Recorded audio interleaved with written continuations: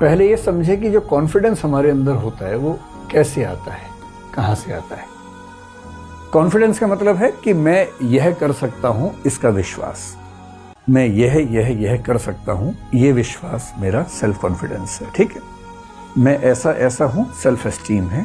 मैं यह कर सकता हूं, कॉन्फिडेंस है। सेल्फ कॉन्फिडेंस का संबंध दरअसल सेल्फ की धारणा के साथ है।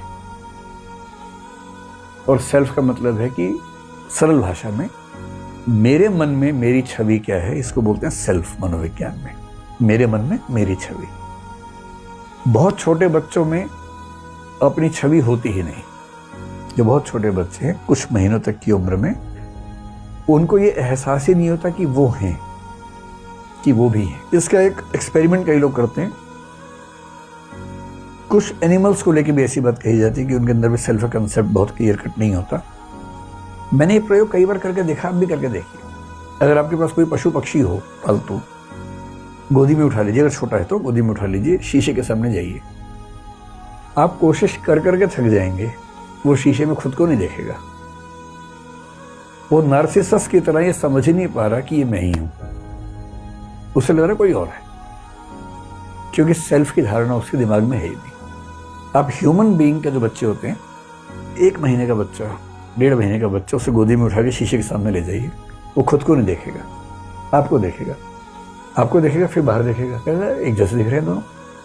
खुद को नहीं देखेगा, क्योंकि उसको ये एहसास है ही नहीं कि मैं भी कुछ हूं। ये सेल्फ की धारणा धीरे धीरे बनती है। और कैसे बनती है, बड़ा खतरनाक कंसेप्ट है। सारा खेल मनोविज्ञान में इस कंसेप्ट पे टिका हुआ है। जिस व्यक्ति ने इसकी सबसे खूबसूरत व्याख्या की, मतलब मेरी राय में उससे अच्छी व्याख्या किसी ने की, उसका नाम था चार्ल्स हटन कूले। अमेरिकन सोशियोलॉजिस्ट, साइकोलॉजिस्ट कह लीजिए। 1860s से 1930s के बीच में रहा। और ठीक इसी समय में एक व्यक्ति और रहा अमेरिका में ही, जिसको हम बोलते हैं George Herbert Mead. George Herbert Mead. दोनों की व्याख्या मिलती जुलती है, लेकिन C.H. कूले का एक वाक्य बोलता हूँ, वाक्य सुन के आपको आनंद आ जाएगा। उसका वाक्य क्या है? लंबा वाक्य है, लिखने में दिक्कत होगी, मैं बोलता हूँ 2-3 बार ताकि आप मन में बिठा लें उसको क्या है। उसने 3 वाक्य बोले। आपको लगेगा कि भाषा का खेल है, पर भाषा का खेल है नहीं। I am not what I think I am. I am not what you think I am.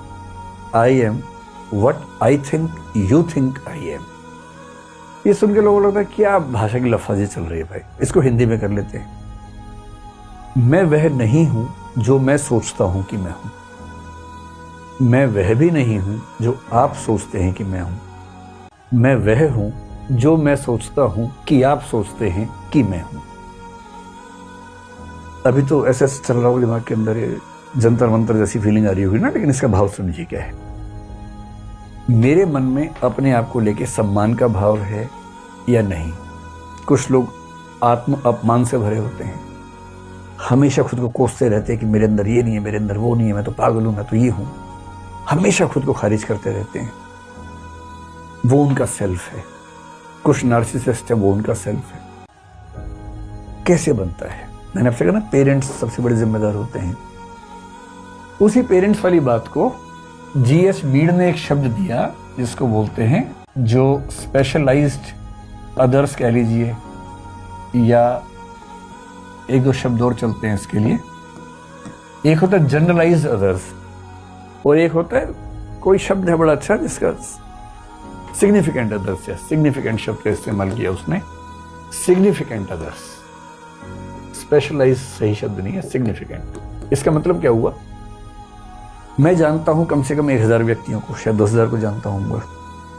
किसी से ऐसी परिचय है, कोई मेरे पड़ोस में रहता है, सामने दिख गया कभी। मेरे बहुत सारे स्टूडेंट्स हैं, मैं चेहरे से उनको जानता हूं, पर मेरी जिंदगी पे उनका प्रभाव बहुत कम है। कुछ लोग मेरे जीवन में ऐसे हैं, आपके जीवन में भी ऐसे होंगे, जिनका आप पर प्रभाव बहुत ज्यादा होगा। उनको बोलते हैं सिग्निफिकेंट अदर्स, G.H. मीड की भाषा। ये सिग्निफिकेंट अदर्स आपका सेल्फ का कंसेप्ट क्रिएट करते हैं। कैसे? आप अपना कंसेप्ट कैसे बनाते हैं, उन 3 लाइनों को समझेंगे। पहला, मैं वह नहीं हूं जो मैं सोचता हूं कि मैं हूं। यानी मेरा सेल्फ का कंसेप्ट मेरी चाहत से नहीं बनता। मैं अपने बारे में कुछ भी सोचता रहूं तो मेरा सेल्फ का कंसेप्ट वैसा बनेगा नहीं। वो नाटक बेशक करता रहूं मैं, बनेगा नहीं। आप मेरे बारे में क्या सोचते हैं मुझे फर्क ही नहीं पड़ता इस बात से। फर्क पड़ता है, लेकिन जो कहना चाह रहे कूले वो दरअसल इससे फर्क नहीं पड़ रहा कि आप क्या सोचते हैं, फर्क इसी से पड़ता है मुझे क्या लगता है कि आप मेरे बारे में क्या सोच रहे हैं।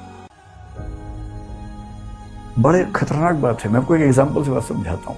एक बार मुझे एक ध्यान है, होली की शाम को कवि सम्मेलन चल रहा था। जब मैं स्टूडेंट था तो हम ये सब हरकतें करते थे होली की शाम को, मैं भी उसमें रहता था।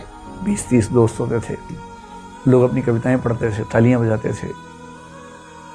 अब उसमें एक लड़का था, बहुत ही रद्दी किस्म की कविता लिखता था। उसे बिल्कुल कविता लिखनी नहीं आती थी, आती हमें भी नहीं थी, पर हम कहते थे कि हमें नहीं आती तो हम नहीं गाते थे। उसको आती नहीं थी पर उसको लगता था कि आती है। ये सेल्फ का कंसेप्ट बिगड़ा हुआ था। अब उसने एक घटिया सी कविता सुनाई सबके सामने, बहुत ही घटिया सी कविता। आप इमेजिन कर लीजिए कुछ भी। अब उसने एक लाइन बोली, जैसे कुछ हम ज्यूम कर लें कि आज मैं होली खेल रहा था। ठीक है, सामान्य सी बात है, लेकिन लोग मजे लेने वाले बैठे थे। उन्होंने कहा वाह क्या बात कही है, वाह, अरे